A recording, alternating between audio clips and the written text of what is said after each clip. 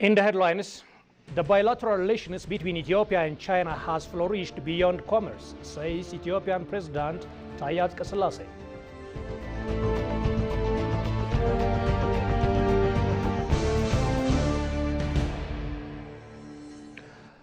And the United Nations urges stronger global financing for landlocked developing nations.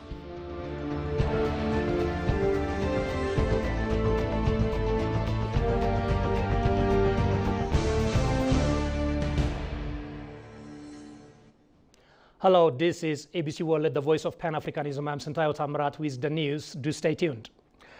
The ruling Prosperity Party Council underlined the need to safeguard Ethiopia's national interests within the current complex geopolitical climate and reviewed ongoing efforts toward this national prosperity. The statement following the PP's regular meeting held between August 6 and 8, during which members extensively discussed global, continental, regional, and national issues. Recognizing that evolving global geopolitics dynamics present both opportunities and challenges for Ethiopia, the PP's Upper Council deliberated on strategies to navigate these challenges and leverage opportunities to maximize national interests. The statement concluded by outlining the strategic directions adopted to achieve this goal. Further details regarding these strategies are expected to be released in the coming days. The Prosperity asserted that despite a military victory in the northern conflict and subsequent Pretoria peace agreement, hostile elements continue to employ various tactics to destabilize the country. While acknowledging the successful conclusion of the conflict, officials claim this group is allegedly operating under the direction of historical adversaries are now using proxies and employing both localized conflict and digital disinformation campaigns to undermine national unity and government authority. The statement alleges that these efforts spanning the past 2 years have failed to achieve their objectives. The Prosperity indicated that attempts to incite regional conflicts and spread misinformation through digital media have been unsuccessful, and that the capacity of these groups to weaken Ethiopia is diminishing. The statement concludes by suggesting that the adversaries' concerns about the government's resilience are growing. The statement highlights the continued success of its political, social, and economic reforms despite ongoing challenges. The government claims that these reforms, far from creating internal vulnerabilities, have instead strengthened national resilience. The government credits its success to a shift in political strategy, moving away from identity-based politics towards a national unity approach focused on prosperity. It acknowledges that despite this progress, historical adversaries and their collaborators remain committed to derailing Ethiopia's advancements. It asserts that these groups are making a final attempt to impede the country's progress, but the evidence of Ethiopia's success is undeniable and widely witnessed both domestically and internationally. The Prosperity finally reaffirmed that its commitment to ensuring the upcoming 7th national elections are democratic, lawful, and reflect the full participation of the Ethiopian people. The party pledged active engagement in the electoral process both as a political organization and as concerned citizens. The statement further called on all Prosperity Party members and Ethiopians to unite in a spirit of national unity to ensure the success of the party's stated goals and the establishment of a secure foundation for Ethiopia's prosperity. Ethiopia and Turkmenistan have agreed to step up bilateral and multilateral efforts aimed at ensuring sustainable and inclusive development, particularly for landlocked developing countries. The pledge was made during a high-level meeting between Ethiopia's Minister of Transport and Logistics, Alemu Sime, and the chairperson of Turkmenistan's parliament, Dunyagozel Glamanova. The talks were held on the sidelines of the 3rd UN Conference on Landlocked Developing Countries in Awaza, Turkmenistan. The two sides highlighted shared concerns over limited seaport access and stressed the need for stronger parliamentary diplomacy to advance common development goals. Alamu reiterated Ethiopia's peaceful and strategic efforts to gain maritime access, describing it as a vital goal to the country's survival. He also pointed to the flagship projects like the Grand Ethiopian Renaissance Dam and the Green Legacy Initiative as key to regional sustainability. Chairperson Glamanova emphasized the need for unity among landlocked states and called for expanded cooperation in removing transit bottlenecks. Both parties agreed on the urgency of building efficient transport corridors, easing customs processes, and creating economic zones to cut costs and boost trade. The bilateral relation between Ethiopia and China is flourishing, says Ethiopian President Taye Asqassalasse. Chinese Ambassador to Ethiopia Chen Hai, on his part, reaffirmed increased cooperation across a range of sectors, characterizing the two nations good friends, partners, and brothers. The remarks came at the launch of the 2025 Chinese Medical Volunteers African Charity Mission at Addis Ababa's Silk Road General Hospital. Jerusalem Betzah has more from Ethiopian News Agency. The 2025 Chinese Medical Volunteers African Charity Mission and International Medical Volunteers Campaign has been launched at the Silk Road General Hospital. The launch event was graced by the presence of Ethiopian President Taye Asqassalasse, Minister of Health Dr. Meqdes Daba, and the Chinese Ambassador to Ethiopia Chen Hai. During the event, it was announced that a range of major surgical services will be provided, including pediatric cardiac surgery, cataract surgery, ophthalmology, gynecology, and neurosurgery. Additionally, eye and heart screenings will be conducted at one public and one private school. Cervical cancer screenings will also be made available for women aged 18 and above. President Taye Asqassalasse expressed his gratitude for the commitment shown by the Chinese medical volunteers. He encouraged them to focus on the transfer of knowledge and skills throughout their stay, emphasizing that Ethiopia-China relations are becoming increasingly productive on the global stage, not just commercially, but also through impactful cooperation in sectors such as healthcare. Our bilateral relationship between our two countries, but also in the global arena, particularly in the multilateral field, the Chinese and Ethiopia relationship is indeed getting more fruition and becoming more productive. The cooperation has reached a level of, always a strategic cooperation partnership. It means that it's not just simply any other relationship.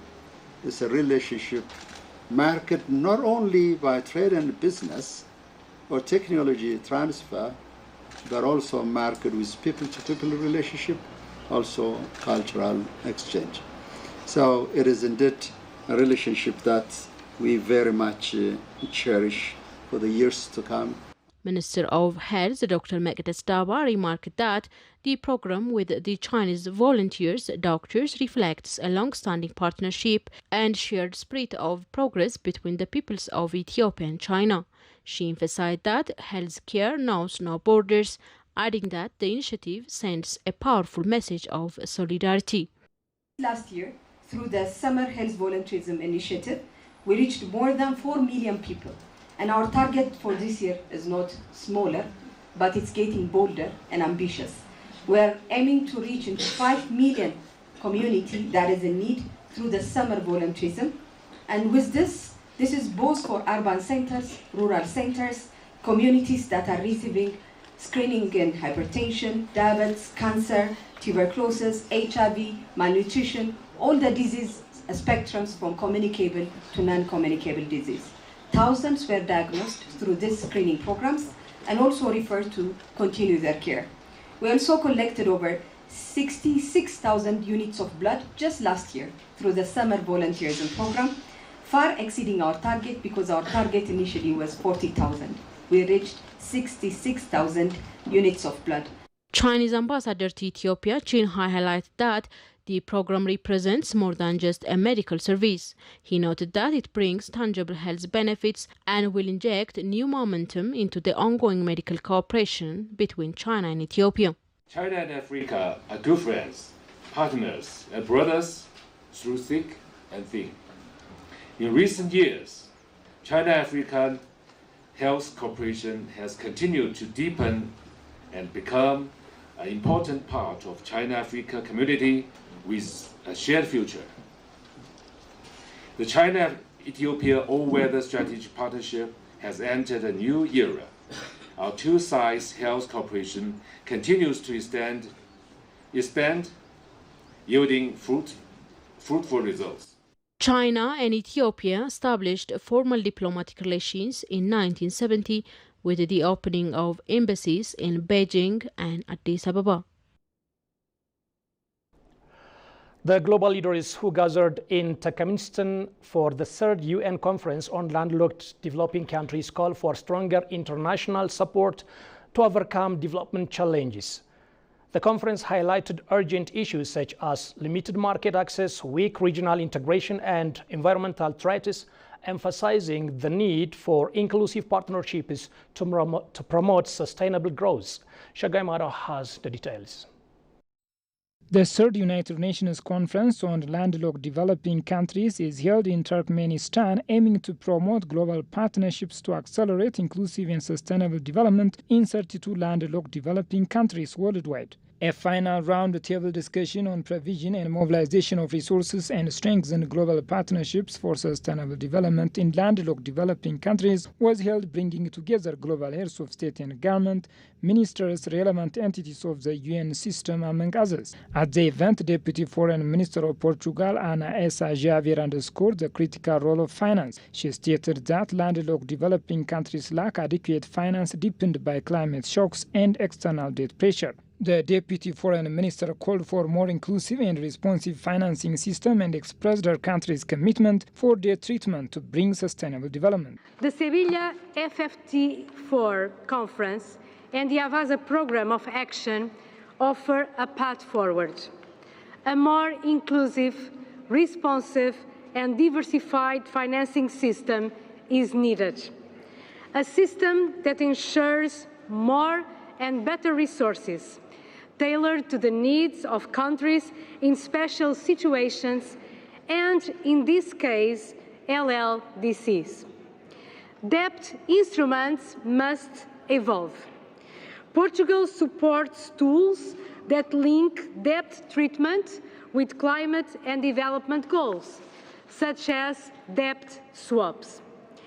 These mechanisms can create much-needed fiscal space and help deliver real outcomes. Minister of Foreign Affairs and International Relations of Lesotho, Lejono Mompoja, for his part, said that conflicts, pandemic, and geopolitical shifts require collaboration to unlock existing potential for commerce. We, the 32 landlocked developing countries, are a group of defined by geographic reality. But geography is not a destiny. We are not merely locked in. We are nations of immense potential, strategically positioned to become bridges of commerce, culture, and cooperation. The journey from the Almaty Program of Action to the Vienna Program of Action has laid a foundation. But the cascading global crisis of recent years, the climate emergency, the scars of the pandemics, and the geopolitical shifts demand a radical acceleration of our efforts. Other representatives also called for a reformed international debt architecture, which in turn necessitates governance reforms, effective debt relief, restructuring mechanisms, and enhanced debt management. That was the news for the day and the quick reminder of headlines. The bilateral relations between Ethiopia and China has flourished beyond commerce, says Ethiopian Ambassador Taye Asqassalasse.